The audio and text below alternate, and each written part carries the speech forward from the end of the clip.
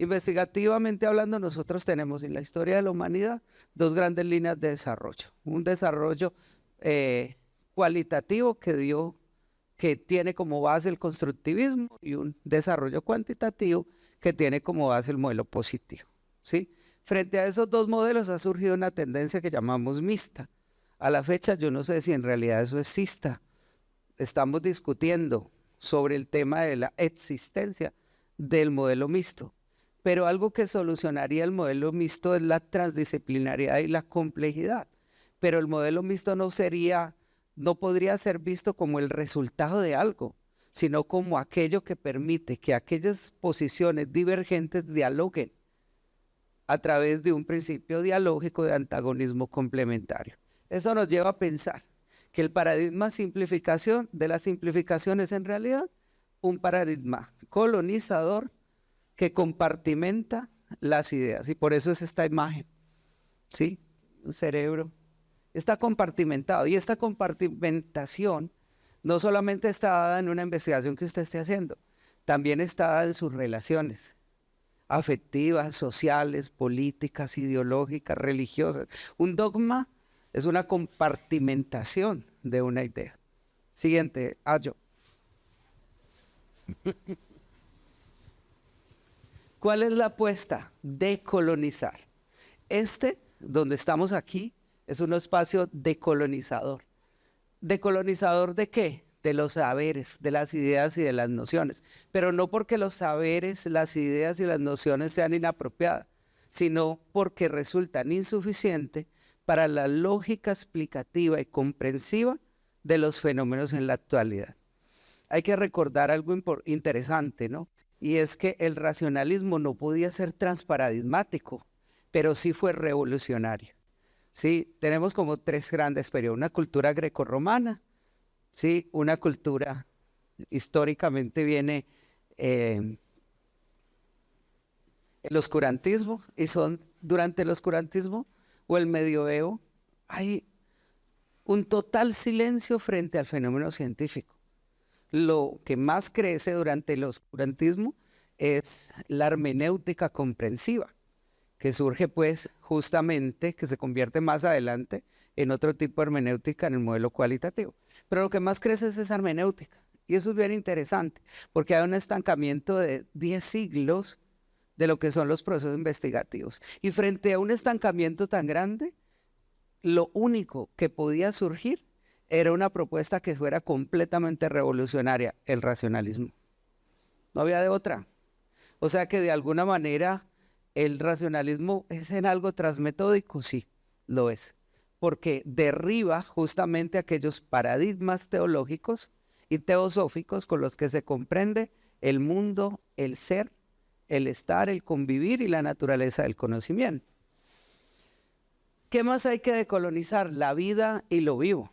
Escuchaba la tesis de la doctoranda sobre biopoder. Un autor básico del biopoder es Giorgio Agamben, ¿no? Y dentro de sus apuestas dice que una cosa es la vida y otra cosa es lo vivo, porque la vida en las sociedades autócratas se constituye en un derecho, y como derecho puede ser manipulado por el Estado, quien instala la veracidad de los derechos. Pero lo vivo es algo que trasciende la legalidad y que ubica al ser en un lugar de una zona de resistencia, pero también de complementaria. Volviendo a ese tema, entonces debemos decolonizar nuestras ideas. ¿Pero qué es decolonizar? Es romper una matriz de contenido que nos ha hecho pensar que las ciencias tienen que ser interpretadas bajo cierto sentido del rigor. Quien potencia, y voy a ir hacia atrás un poco, el modelo epistemológico del racionalismo es Augusto Comte. Y Augusto Comte plantea algo bien interesante. De hecho, se llama positivo porque es aquello, por eso se llama positivismo, ¿no? Porque es aquello que de alguna manera es positivo ante la metafísica y los otros conocimientos que no eran verdaderos según Augusto Comte. Entonces el positivismo se potencia con Augusto Comte justamente bajo la idea de que solamente las matemáticas otorgan saber científico a cualquier conocimiento. Y entonces había un problema con las ciencias sociales y la filosofía, gravísimo, porque no podían incluir ese método como parte de su estatuto, porque no había posibilidad de cuantificar, ¿cierto?, las sensaciones, las esencias, ¿sí?, el etos de algo. ¿Cómo le va a poner un número netos? Es imposible. Entonces, todo lo que eran las ciencias comenzaron a salir, ¿sí? Y se produce una gran ruptura pues entre ciencia y filosofía, que obviamente la filosofía responde con una posición muy crítica a través de la filosofía de la ciencia. Y dice, bueno, está bien, a un científico, el conocimiento tiene que ser validado, tiene que ser estudiado y tiene que ser cuestionado en su presupuesto epistemológico. Esa es una labor de la filosofía de la ciencia. Entonces, lo que hace Comte es justamente reificar un modelo. Dicho sea de paso, la psicología es uno de los campos que hace esta transición. ¿Qué hizo la psicología? Como el modelo biomédico era aceptado como científico, asumió el modelo biomédico como parte de su corpus epistemológico y por eso los psicólogos tenemos historia clínica, anamnesis, seguimiento y hay una parte de la psicología que se llama psicología clínica. Eso es bien interesante, pues hay un gran debate sobre si la psicología es ciencia o es ideología o una cofradía, ¿no? Ninguna de ellas. La psicología es transdisciplinar. Ese es el momento en el que lo psicológico está. Y lo mismo con otras ciencias. Ok. Entonces hay una matriz colonial de poder que nos ha hecho pensar que ni siquiera podemos producir conocimiento, pero los doctorados, las maestrías y las universidades son apuestas deconstructivas que decolonizan los saberes y nos permiten desde un contexto de racionalidad y de experiencia comenzar a deconstruir las formas y las lógicas que no nos permiten pensar más allá de un límite impuesto a una racionalidad. ¿Sí? Lo que critica la decolonialidad es justamente eso, una racionalidad eurocéntrica, muy construida para que nosotros no podamos pensar más allá de esa barrera. Uno de los grandes críticos metodológicos fue Ignacio Martín Baró, maravilloso. Ignacio Martín Baró decía, uno de los grandes problemas de los maestros y de los investigadores sociales es la importación de modelos explicativos. Y los traemos y los aplicamos a nuestros lugares y a nuestros contextos como si fuera la única manera de ver una realidad, cuando esos modelos responden a realidades distintas, cuando responden efectivamente a unos procesos históricos diferentes. Entonces, cuando creemos de manera ciega en esos modelos, no permitimos ni crear un modelo distinto, ¿sí?, ni hacer las hibridaciones conceptuales y epistemológicas que necesitamos para construir conocimiento. Esa es una forma de colonizar. Eso no quiere decir que los modelos no sirvan, sí sirven, pero nuestra labor es pensarlos en clave deconstructiva para poder transformar entre, a través y más de ellos, las formas como comprendemos los fenómenos que investigamos. Vivimos diría Edgar Morin, vivimos en una especie de Titanic planetario, cuyas hélices son amparadas por un cuatrimotor, que es la ciencia, la técnica, la economía y la industria. Entonces ese cuatrimotor impulsa, vamos con la metáfora del Titanic, ¿no? Y aquí está el iceberg chiquitico, pero ¿cómo está por abajo? Está dispuesto pues a generar un naufragio. Nosotros estamos viendo del problema un pedacito, pero no queremos ver la trascendencia que tiene el problema. Esta metáfora es para entender la responsabilidad que tenemos con el conocimiento, porque el conocimiento tiene que tener una regulación ética. No quiere decir que la ciencia, la tecnología, la economía y la industria sean inapropiadas para la humanidad. Fue el hecho de una ciencia, una tecnología, una economía, una industria que creció sin control. Edgar Morin le llama a eso la ciencia sin conciencia, que causó grandes desastres naturales, ambientales, económicos, sociales, históricos, como por ejemplo la eliminación de nuestros indígenas, la usurpación de sus territorios, la explotación a ultranza de todos los recursos naturales, la pérdida de la identidad en los procesos sociales y políticos, asumir modelos pedagógicos prusianos, bancarios, memorísticos, que limitan la construcción de pensamiento conjunto. Todo eso tiene que ver con ese Titanic planetario. Entonces se produce un proyecto de linealización. ¿De qué? Linealización de la colonialidad. Y diría Foucault, se generan también unos dispositivos de control. Y esos dispositivos o mecanismos de control, dicen Foucault y también Deleuze y Guattari, se activan de manera automática, se gatillan para que usted crea que no pueda conocer más que lo que le dicen que puede conocer. Para que usted interiorice su dominación y se produzca anomia. Para que usted no pueda pensar por sí mismo ni criticar ni las estructuras de poder ni las ideologías que le son impuestas. Se linealiza la libertad, lo relativo, la ciencia, las conciencias, el espíritu, lo trascendente, las cosmogonías, la incertidumbre y el azar. E incluso comenzamos desde una perspectiva incluso muy amplia, pero también de contexto, a criticar nuestra propia raíz, nuestra propia identidad. Caso concreto, pues, en Colombia, que le digan a alguien India es un insulto. ¿Sí? Es un insulto. Si tú le dices en una pelea a alguien está India, es como si le dijeran, no sé cómo se acaba, no quiero repetirlo, pero es horrible. ¿Ok? Y en la frontera, por ejemplo, con Ecuador, ya en quichua, hay una palabra que significa longo, es una palabra quichua. Y longa significa princesa divina. Así nada más, princesa divina significa la palabra longo. Pero si tú le dices a alguien longa, te pega. ¿Sí? Porque hay un proceso en el mestizaje de emblanquecimiento. Elie Mercier, la antropóloga, lo trabajó mucho. Nos emblanquecemos y perdemos nuestra identidad. Pero esa pérdida de la identidad también va en clave de epístemes. Y como diría Foucault, no existe la epísteme, existen las epístemes. Y ahora diremos que existen las transepístemes, que es la forma como reunimos epistemológicamente estos diálogos para formar algo distinto. Y eso es lo que hace un doctorado.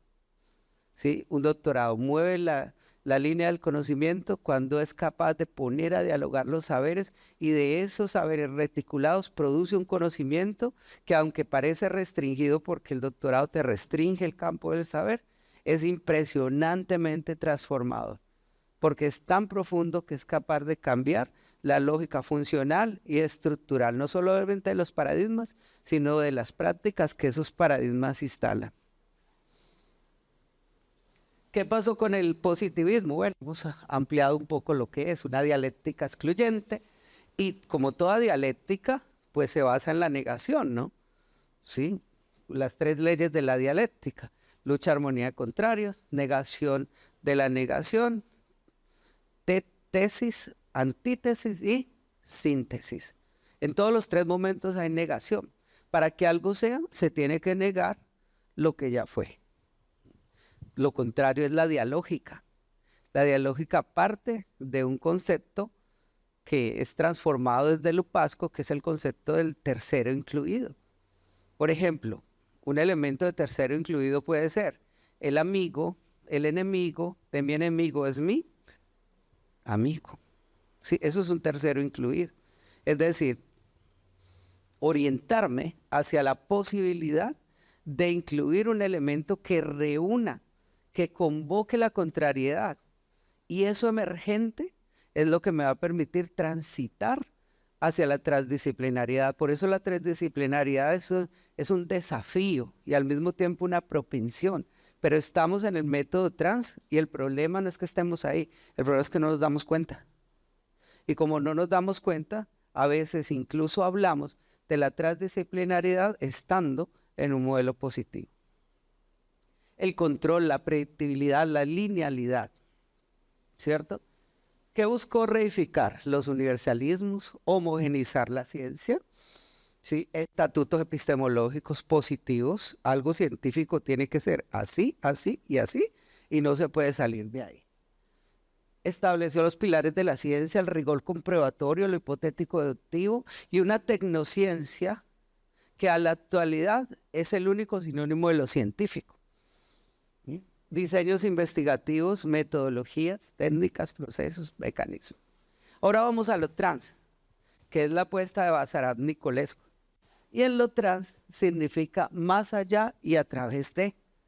Algo que es trans es algo que está entre las disciplinas, a través de las disciplinas y más allá de las disciplinas.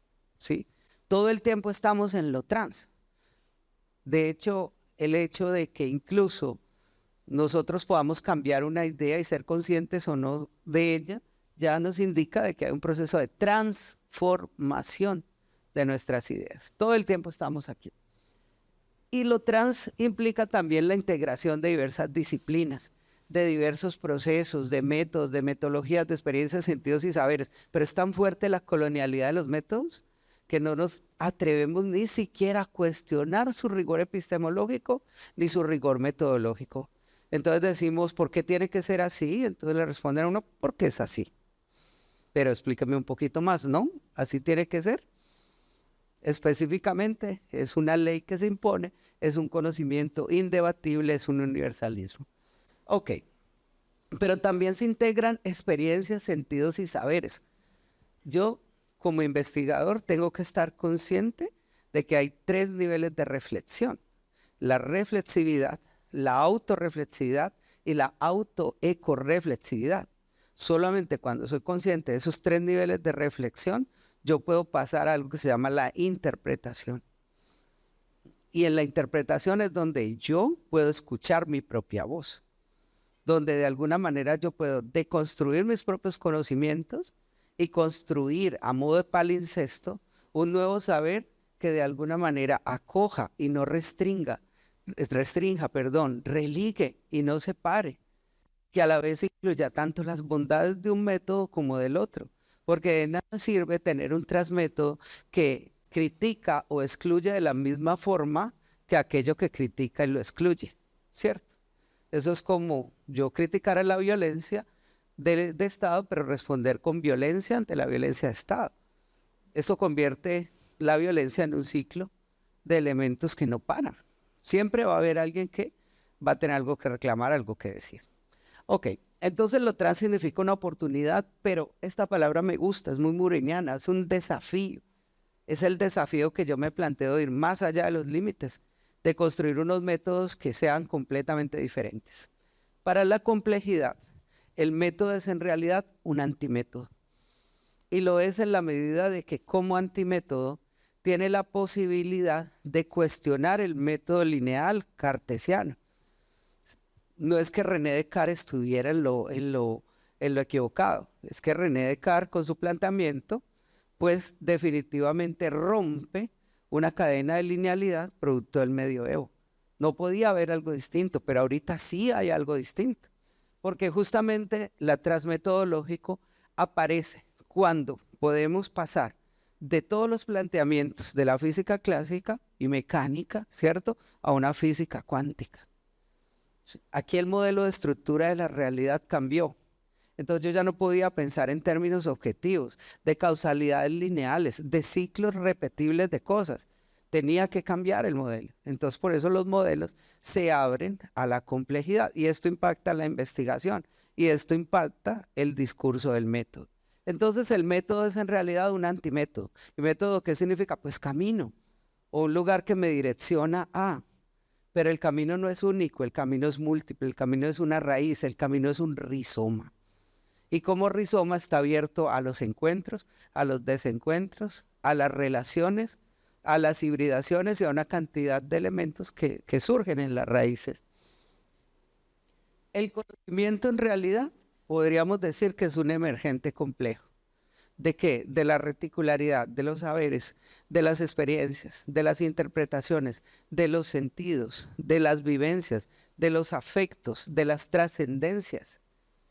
Y si yo logro reconocer esto, logro reconocer también cómo el conocimiento me transforma y transforma la lógica estructural o estructurada en mis ideas. Y esto es una responsabilidad no solamente con nosotros, sino con los conocimientos, también con la educación. La educación no tiene que cambiar instituciones. La educación tiene que cambiar personas, porque somos las personas quienes deconstruimos las instituciones, quienes replanteamos los modelos. Siguiente. Entonces, cuando hablamos de transmétodos, hablamos específicamente de una base transdisciplinar. Y Nicolescu nos dice que hay varios elementos. Primero, una lógica del tercero incluido. Luego, una lógica del tercero excluido. y luego los niveles y pliegues de realidad. ¿Esto qué quiere decir? Que de alguna manera siempre va a haber resistencia a que un conocimiento nuevo se acople. Diría Enrique Pichón de Rivière que la resistencia al cambio es el primer indicador de cambio, porque es que usted no resiste si ya no se está transformando. Y eso es muy, decimos los colombianos, muy bacano. Vamos a decir que es muy interesante. Y eso es muy bacano y a la vez muy interesante porque nos permite comprender desde otro lugar de pensamiento las transformaciones del conocimiento, pero también las transformaciones del ser. No es que sea el conocimiento transdisciplinario.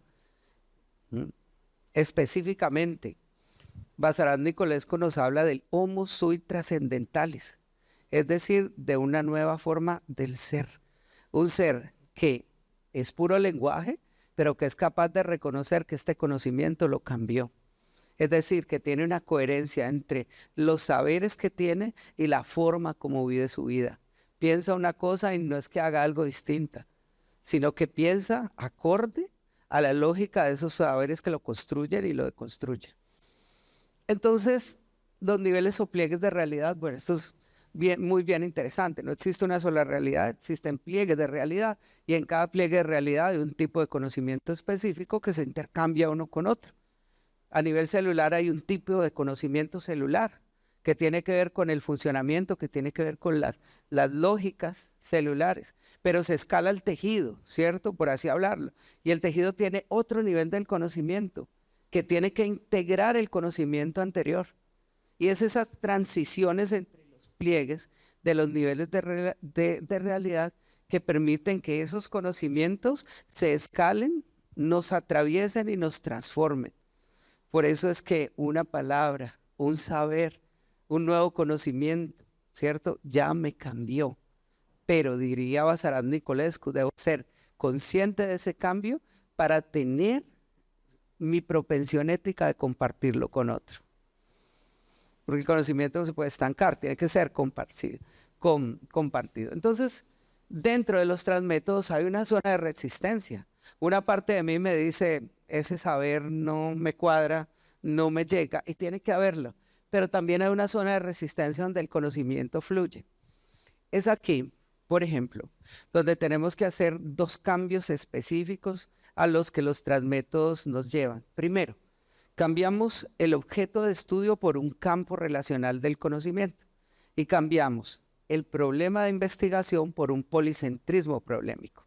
Yo no puedo pretender que el problema de investigación es único, monodisciplinar, insularizado, compartimentado o de propiedad absoluta de una disciplina.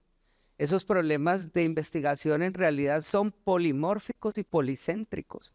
Entonces se me ha dicho desde la metodología tradicional que yo tengo que delimitar el problema, ¿cierto? Qué interesante. Delimitar significa volver a limitar lo que ya está limitado. Hay una diferencia entre un límite y una limitación. Un límite es que yo le diga a un niño, sales hasta las 9 no, a las 7 de la noche te duermes, ¿cierto? O no, o está mejor, sales hasta las 8 de la noche, eso es un límite. Él ya sabe. Y una limitación es que yo le diga no sales nunca. ¿Sobre qué queremos construir? Conocimiento. Sobre unos límites que me permitan ir más allá o sobre limitaciones, sobre absolutismo, sobre reificaciones del conocimiento. Me parece que es la primera. Si hay unos límites, no son para limitar el saber, sino para mostrar una lógica discursiva que me está orientando el problema que estoy planteando. Entonces, es un problema de múltiples centros. Si yo logro reconocer esos centros, entonces puedo ver las aristas y puedo entender que ese problema de investigación también tiene otras dimensiones. Y como segundo momento, los objetos de estudio no son únicos e insulares. Existen diversos objetos de estudio cuando uno hace una investigación, múltiples. No se trata de coger y decir, este objeto es de esto, este objeto es de esto, este objeto es de esto. No, es reconocer la existencia de esos objetos en un campo relacional que se llama campo relacional del conocimiento. Entonces hay una transición entre los métodos del problema de investigación monocéntrico y monoproblémico a un policentrismo y de un objeto de investigación insular a un campo relacional del conocimiento. Y esto abre unas perspectivas mucho más amplias de los saberes, porque en el momento que yo, por ejemplo, voy a hablar de mi tesis y de mis resultados, ya no lo hago en función de una disciplina, porque los mismos campos relacionales me van a direccionar hacia una relación distinta de los conocimientos. ¿Por qué? Porque ya estoy entre, a través y del transmétodo. Y eso es algo que la complejidad, la transdisciplinariedad y la decolonialidad nos permite. ¿Sí? A cada pliegue, bueno, vamos hasta acá. ¿Cuáles son los tres pilares de los transmétodos? La transdisciplinariedad, la decolonialidad y la complejidad. Podríamos decir que existe un bucle recursivo, recurrente, autoeco, reorganizacional, que nos permite que a partir de estos elementos uno pueda construir un transmétodo. Y uno dirá, hay una lógica y hay unos tipos de transmétodos. ¿Puedo encontrar un libro de transmétodos? La respuesta es no. ¿Sí? Pero si hay algún aporte sobre lo transmetodológico interesante, usted va a hacer transmétodos. Y estoy seguro que cuando le muestre los 7 que hay, hasta el momento, usted va a decir, yo he estado allí. Eso yo ya lo he hecho. Es decir, usted ha operado a través de los transmétodos. Las transmetodologías, ¿cierto? Se concentran en ir a través de sí, más allá de sí y entre sí.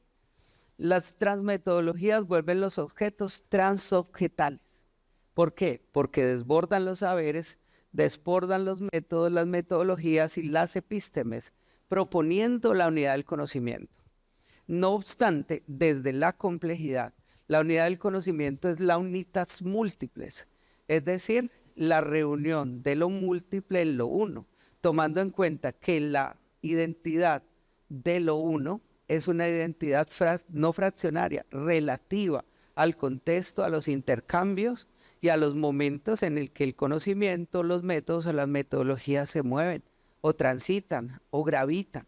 Entonces, cuando hablamos de unidad del conocimiento, no hablamos de un saber estático, no hablamos de un concepto, hablaríamos más bien de un constructo, que puede ser deconstruido y reorganizado desde diferentes lógicas de pensamiento, lógicas que en vez de estar antagónicas, deben buscar las formas de converger. Aportes de los transmétodos a las formas de investigar, al desarrollo investigativo, a la innovación académica, a la innovación científica y a los antimétodos. Cuando uno lee la obra de Edgar Morin, entonces se encuentra con varias cosas, que Morin habla del antimétodo, pero no nos dicen cuáles son. ¿Sí? Y habla de las metodologías complejas, pero no nos dice cuáles son. ¿Por qué? Y no debe decirlas. Porque nuestra labor es descubrirlas, encontrarnos con ellas, crearlas a través de los procesos investigativos. Y muchos de ustedes estoy seguro que crearán su propio transmétodo. Y sería genial poder escucharlos en un momento. Esa fue la apuesta de Edgar Morin y de Basarán Nicolescu, que dejarnos los insumos para nosotros crear otras formas de hacer investigación. Algunos transmétodos que usamos. Número 1, el mapa relacional rizomático. Todo el tiempo, cuando hacemos incluso la introducción de un problema científico, solemos tener estos elementos casi que de rigor. Primero, la naturaleza del problema, política, social, ideológica, científica. Segundo, ¿cierto? La conceptualización o la descripción del problema. Este problema es esto, esta categoría es esto, esta variable es esto. Tercero, las dinámicas del problema. Se presenta de esta manera, está así, ¿cierto? La contextualización. Cuarto, la causalidad. Y quinto, las consecuencias. Eso regularmente es la estructura de un planteamiento del problema. Si quiero que me quede bien, ¿no? Metodológicamente hablando. Y lo que hago en ese problema es poner a dialogar esos elementos. Es decir, yo no escribo un párrafo separado de otro. Yo lo que hago es poner a dialogar esos puntos. Eso es un rizoma. Porque partí de un elemento central, lo abrí hacia unas segmentaciones, lo relacioné en función de sus características y luego desprendí de esos elementos cierto tipo de conclusiones o cierto tipo de puntualizaciones. Eso es un rizoma. Y cuando hago un mapa relacional rizomático, lo hago en mi mente. Es decir, establezco redes semánticas de relaciones para justificar un problema que es importante para el desarrollo de mi investigación. Eso es un mapa relacional rizomático y eso es un transmétodo. Todo el tiempo estamos en los transmétodos. Otras, las narrativas reflexivo-relacionales. Entonces hay 3 niveles de reflexividad: la reflexividad, la autorreflexividad y la autoreflexividad. Digamos que yo voy a hacer una investigación. Entonces llego y reflexiono sobre lo que está pasando, pero yo reflexiono a partir de los insumos que tengo, de las noticias, de mis epístemes, ¿sí? Es decir, voy con un conocimiento sobre lo que yo creo que es importante. Cuando confronto la realidad y me toco con esa realidad, inmediatamente ese conocimiento se transformó, se volvió autorreflexivo, porque el contacto con la realidad me cambió la perspectiva del conocimiento. Ya no es solamente teórico, incluye la experiencia e incluye también la representación de mi experiencia con el objeto. Eso es autorreflexividad. Y ya voy al tercer nivel, que es la autoecoreflexividad, que es cuando no solamente soy consciente de que me transformó, sino que soy consciente de que transformó a los otros. ¿Sí? Y cuando yo logro hacer ese encuentro, entonces logro reorganizar y religar, a modo de religaré justamente la experiencia vivida con mi conocimiento, mis conocimientos previos, los conocimientos de los demás, y con base en eso interpreto una realidad. Y esa interpretación ya es una interpretación compleja y transmetódica. Ese es el modo adecuado. En este modelo de lo transdisciplinar, lo que más importa aquí es el nivel de conciencia que tengo sobre cómo el conocimiento me transforma. De allí parte incluso tu motivación hacia la investigación. Preguntas dialógicas. Regularmente cuando uno hace una pregunta de investigación no incluye 2 verbos, no incluye 2 variables, no incluye otros elementos. Eso es una regla básica de una pregunta de investigación. Entonces yo no puedo decir analizar y encontrar, ¿cierto que no? ¿Sí?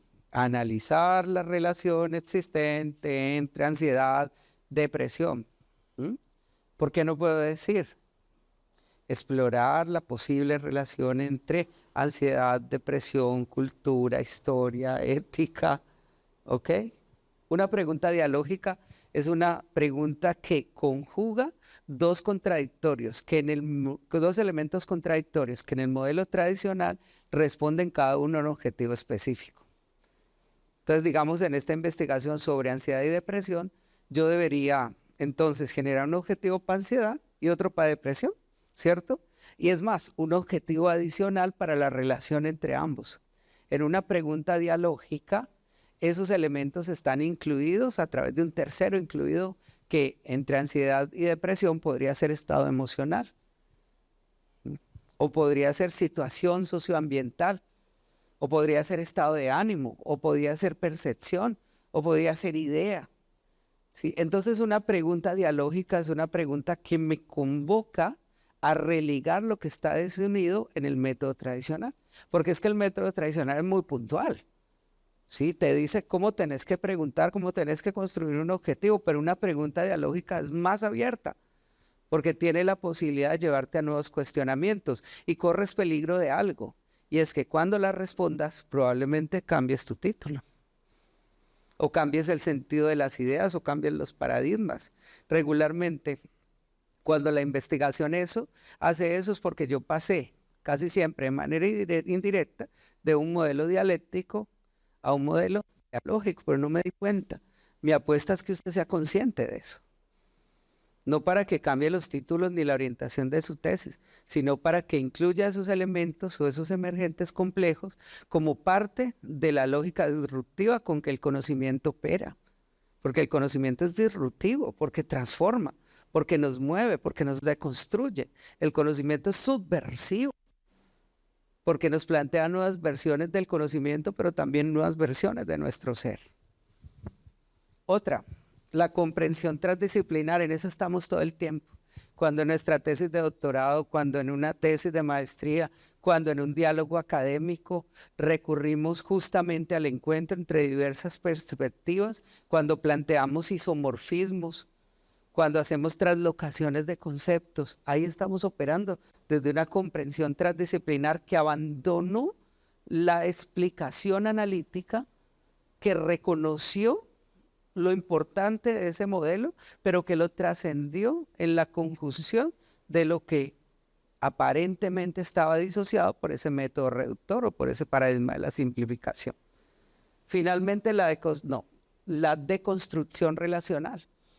La deconstrucción relacional se basa pues, en el método de Jacques Derrida, que se llama la deconstrucción, que nos plantea que justamente entre las polarizaciones del conocimiento hay insuficiencias, que nuestro error está en no ver la insuficiencia, pero que al notar en la insuficiencia de los extremos, bueno, malo, sacro, profano, cierto, normal, patológico, cada concepto tiene una insuficiencia, pero que al no notarla, lo que nosotros hacemos es reproducir un modo estructural del conocer, que nos limita la posibilidad de cuestionar. Esa es la postura derridiana.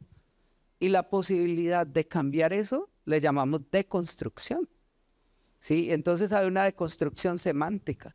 Y esas deconstrucciones semánticas son visibles cuando usted se apodera de su discurso y es capaz de reorganizar sus saberes y es capaz de defender su idea, pero también tiene la posibilidad de integrar nuevas lógicas cuando el conocimiento también le provoca humildad, también le provoca approach, cercanía. Cuando usted es capaz de decir, me equivoqué, ¿sí? Pero también de reconocer que tiene unos elementos allí importantes en ese diálogo. Y eso es importante en la deconstrucción relacional, el reconocer la insuficiencia. Entonces yo estoy haciendo una investigación, ¿cierto? Y comienzo a coger modelos teóricos para poder explicar cierta realidad. Pero entiendo que la realidad desborda el modelo teórico. No puede, ¿sí? Y lo desborda por lo que hablamos de Ignacio Martín Baró, porque es un modelo que se ha colocado y se ha desarrollado sin una crítica y sin una contextualización a las realidades históricas de los pueblos centroamericanos y latinoamericanos, porque nuestras epístemes son distintas, porque nuestras percepciones del sentido de lo que comprendemos, analizamos, tienen otra historia de ser conocidas y de ser reconocidas y de ser integradas. Y es esta colonialidad que no nos permite ver más allá del límite. Hay algo interesante y es que los programas de doctorado nos invitan a traspasar el límite, a cambiar la colonialidad de las ideas. Y por último, la metodología rizomática de investigación, que es una metodología que utiliza las propuestas de Deleuze y Guattari sobre el rizoma, que están colocadas en el tomo 1 de Mil Mesetas, un libro de él, donde él establece la lógica del conocimiento como una lógica de raíces. A partir de ese elemento yo tomé parte de esos componentes para construir una metodología, es decir, una metodología para hacer investigación. Por ejemplo, una tesis doctoral puede ser desarrollada a través de un transmétodo, que es una metodología rizomática. Y aquí viene el tema y es que ya lo había dicho más o menos hace unos 20 minutos atrás. Si vos vas a hacer una tesis en complejidad o en transdisciplinariedad, tú no puedes utilizar un método. Debes usar un antimétodo, porque si utilizas un método, entonces es contrario a la misma lógica de la complejidad.